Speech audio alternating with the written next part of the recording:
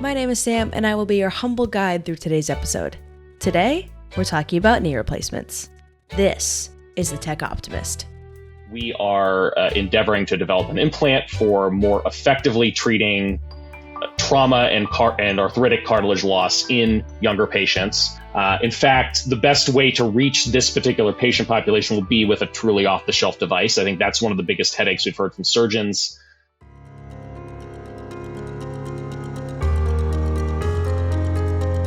In a world captivated by criticism, it's easy to overlook the groundbreaking technologies shaping our future. Let's shine a light on innovators who are propelling us forward. As the most active venture capital firm in the US, we have an exceptional view of tech's real-world impact. Join us as we explore, celebrate, and contribute to the stories of those creating tomorrow. Welcome to the Tech Optimist.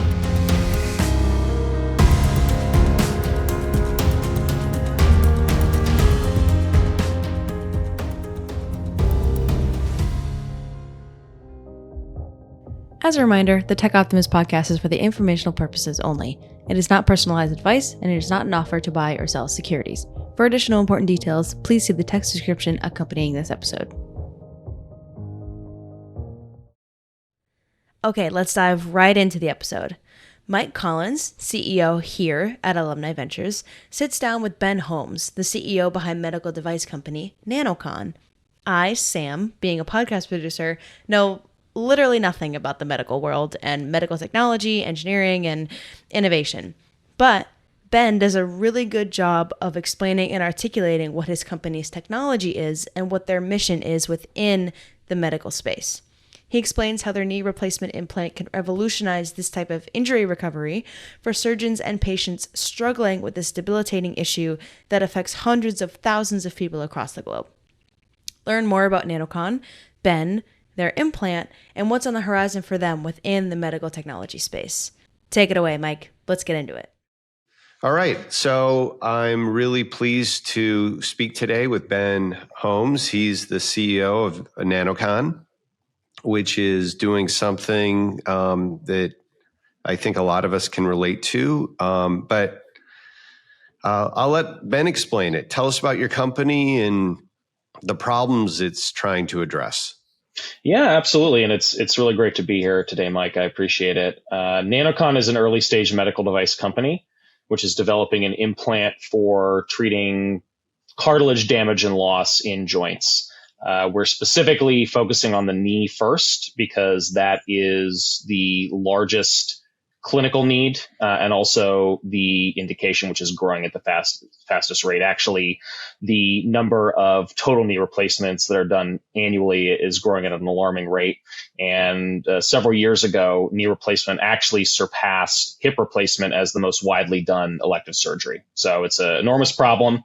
And as I'm sure many of your listeners will know, the knee replacement is costly, it's invasive, takes up to a year to recover from, and it's really only a solution for older patients that are not nearly as active as a younger patient population might be. So when we say active, I mean, we're really focusing on a patient cohort that does have substantial damage to their cartilage, whether it's from trauma or from developing arthritis, but are really just too young for a knee replacement to make sense. Both because knee replacement has a limited lifespan, and also because the expectation for quality of life improvement is much, much higher. So we are endeavoring to develop an implant for more effectively treating trauma and arthritic cartilage loss in younger patients.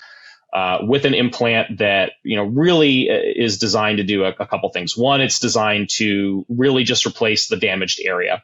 So instead of pulling out the whole joint and replacing it with metal and plastic, you can use our implant to effectively just fill in the areas where the cartilage has degenerated.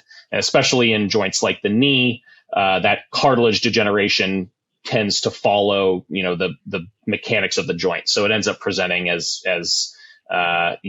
what's called a focal lesion, basically like a pothole in the road. So we've got something that can fill the pothole, but also the implant itself works with cell populations in the body to actually regenerate new tissue. So we've shown in a number of studies now that you actually get integration with the bone underneath as well as the cartilage layer. So that's really critical for actually getting good long-term results, because right now the stopgap treatments that most of these patients are receiving, that's part of the reason why they fail. The cartilage that grows is not the proper type of cartilage, so it has a kind of a weak mechanical character, I guess is the right way to describe it. It's almost like kind of like Jello or it's kind of like a goop. It's pretty nasty stuff. That's how people are being treated today. But that bone continues to degenerate. So, rehabbing the bone as well as the cartilage is really key. But then also the implant itself can bear weight immediately. And so that really what that means is that, typical in today's treatments, patients will get surgery and then they can't put any weight on their joint at all. So they're walking around in crutches, in a brace for usually like a minimum of 2 months. Sometimes it could be up to 3 months before they can even start rehab.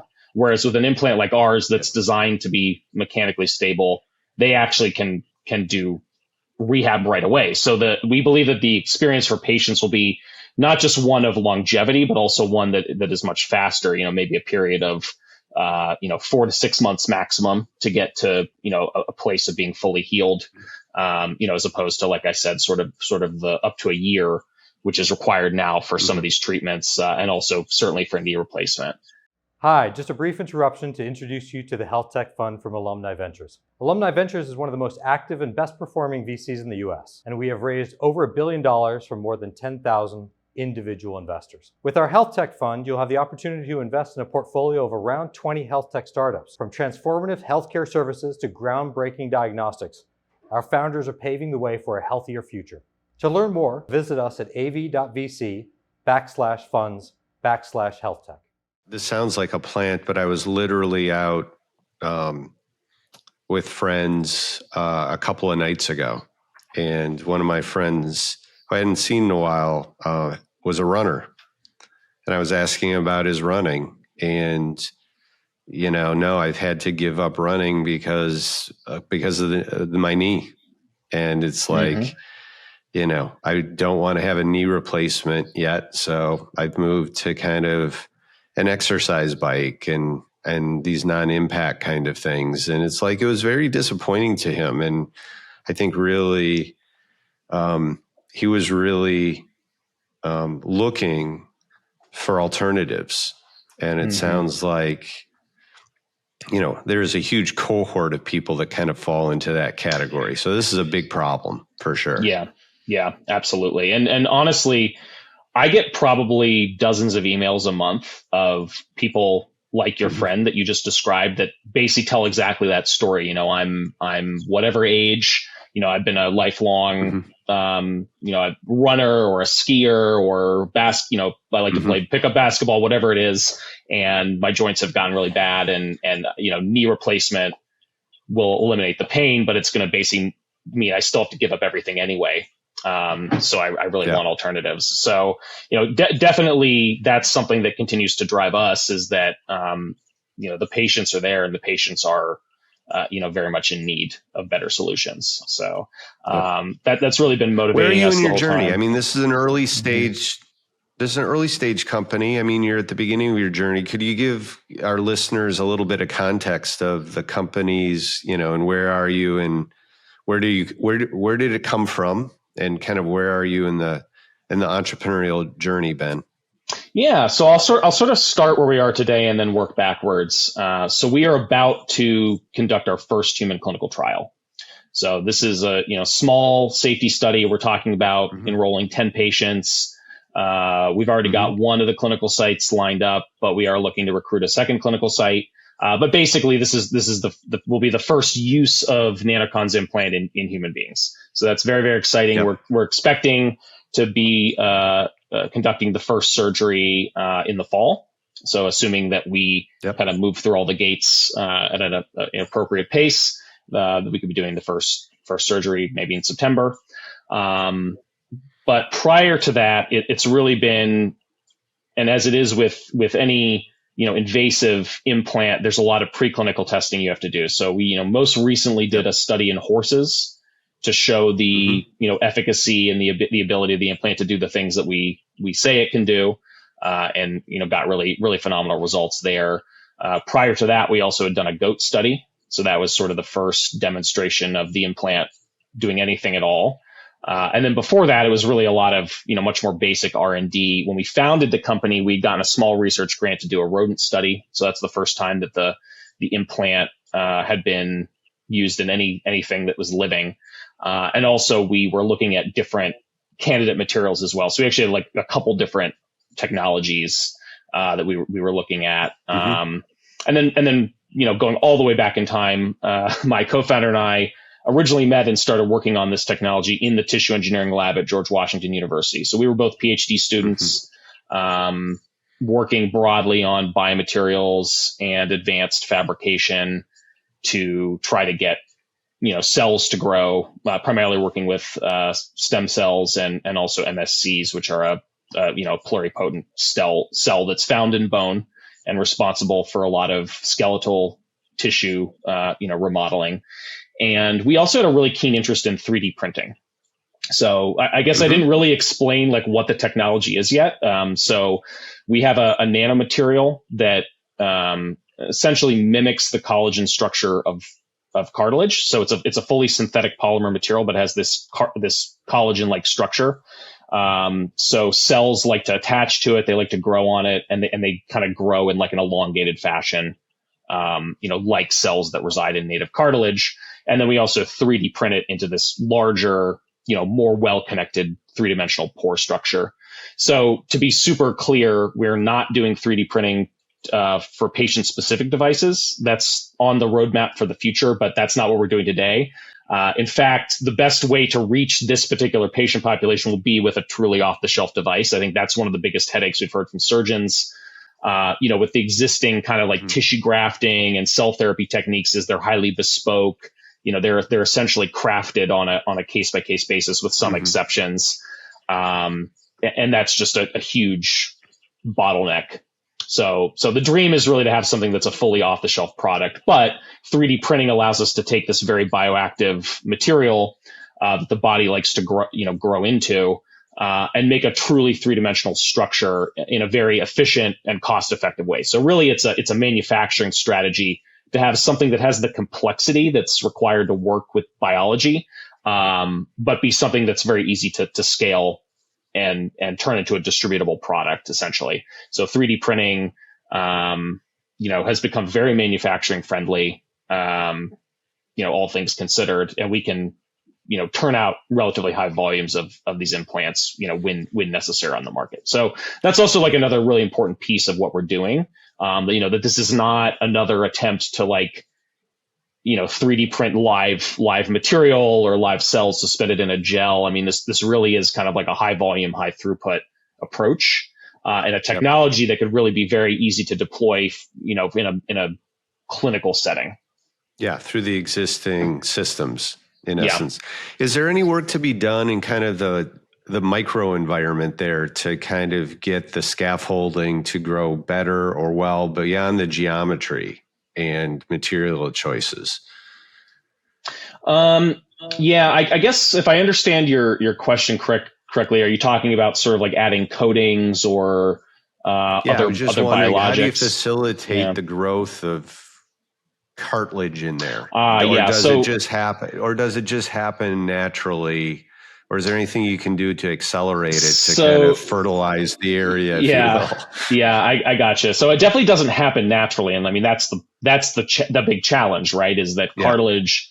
Many tissues have limited ability to repair, but cartilage has no ability to repair. And the primary reason for that is because there's no blood supply in cartilage. It has no blood vessels. It's essentially an embryonic tissue. So like when we all start out as a fetus in the womb, the skeletal system first develops as like a network of connective tissue and cartilage, and then that cartilage kind of like starts to calcify from the inside out. And so the cartilage surface of joints is really what's left over from that embryonic development process. So that's part of why it's so challenging.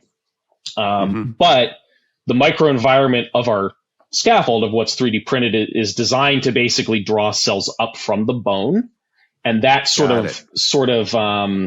and there's other companies that have started to explore this for other types of skeletal tissue. Like it's been really widely explored for like tendon reattachment, and there's a couple companies that are sort of, trying to leverage the same effect for like reattaching the rotator cuff to the bone and stuff like that, like shoulder trauma, other types of extremity trauma. So it's a similar idea. And so really what our implant is designed to do is we believe there is some migration of chondrocytes out from the cartilage in, but it's primarily MSCs coming up from the bone. So, the most important part of that is you have to prep the defect in order to make the bone bleed, which again, this is super common. I mean, the most common surgical technique is still something called microfracture, where you're literally just poking holes in the bone to make it bleed. People kind of have returned to activity for a couple of years. It's quick and easy to do, but doesn't really have good long-term results, right? So this scaffold is designed to support cells coming up from that blood. And we've essentially designed a surgical technique and an introducer set, which literally allows the surgeon to just like kind of drill through the damaged tissue, drill enough into the bone that you get some bleeding. And then the implant is designed to, basically slot into that hole that the surgeon drilled prior. So the bleeding that comes from drilling that hole essentially allows the access to active cell populations that then come up into the implant and repopulate it and then grow into cartilage and bone. Seeing that in the horses. Yeah. We saw that in the horses. We saw that in the goats previously. Ever wonder how the ultra wealthy invest their money? They often back startups before they go public through venture capital. Now, individual investors like you can too with Alumni Ventures. Visit av.vc to get started. Does this buy you another 5 years, 10 years? What are you hoping? Or are you just going to have to wait and see? Yeah. So, I mean, in this space, there's a couple important primary endpoints. I mean, our path through the FDA past this initial study, which is just a 1-year safety study, will be to do a larger multi-arm clinical trial. That's going to require a 2-year follow-up to get FDA approval. And that's the first critical time point, because that's when microfracture fails typically. And I think in 85% of patients, microfracture fails within 2 years. So if you can show superior to microfracture, you've already solved an enormous segment of the problem, which is just, what do you do with someone who's coming in for the first time? Beyond that, though, things like cadaveric grafting and the cell therapy products, have been shown to typically fail within 5 years. And so that's the other important time point. And that's there's a little bit more nuance to that, where it's sort of like, okay, there's also this whole cohort of people that kind of includes some of the microfracture patients. It also includes like other types of non-implantation procedures that are designed to try to, smooth out or restore some function to the joint. And then also includes the therapeutics, the tissue grafting, all that. And that stuff kind of combined typically fails within 5 years. And that's when people progress to needing a knee replacement. So again, there's some nuance to that. You can kind of argue that maybe those are because they're older patients anyway, or what have you. But the point is, the 5-year time point is the next most important one. So, our initial goal here is very measured, right? It's just to show we're better than microfracture. And so that would allow us to get an indication from the FDA. And go on the market. And that's a big win, because that's like hundreds of thousands of patients. I mean, if you add up all of the cell therapies and all of the tissue grafting, I mean, there's like, I think almost 800,000 knee arthroscopies done every year.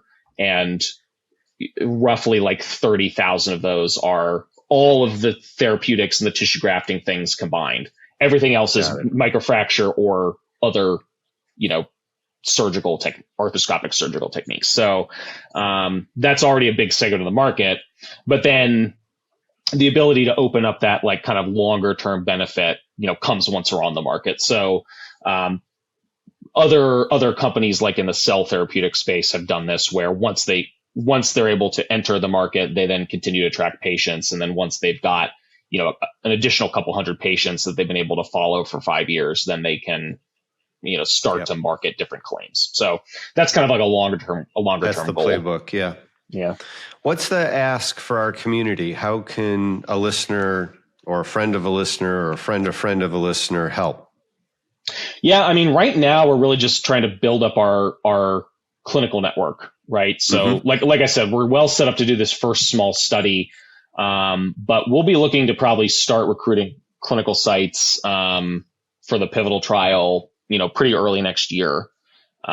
So we're just again trying to build a network of potential clinical sites for a pivotal trial that could be interested. Yeah, and what's a great site look like to you? What's the generic? What are you looking for? Yeah, I mean, definitely somebody in the sports medicine vertical. So this would not be someone who just does a bunch of knee replacements. This would be someone who is an arthroscopic specialist who is seeing this kind of like, I'll say everything from, a 20-year-old athlete who fell on the soccer field and ripped a big piece of their cartilage off, all the way up to, someone who's seeing, again, so like kind of like your friend, people who like maybe could get an early knee replacement, but are looking for alternatives. So surgeons that are kind of seeing that range of patients.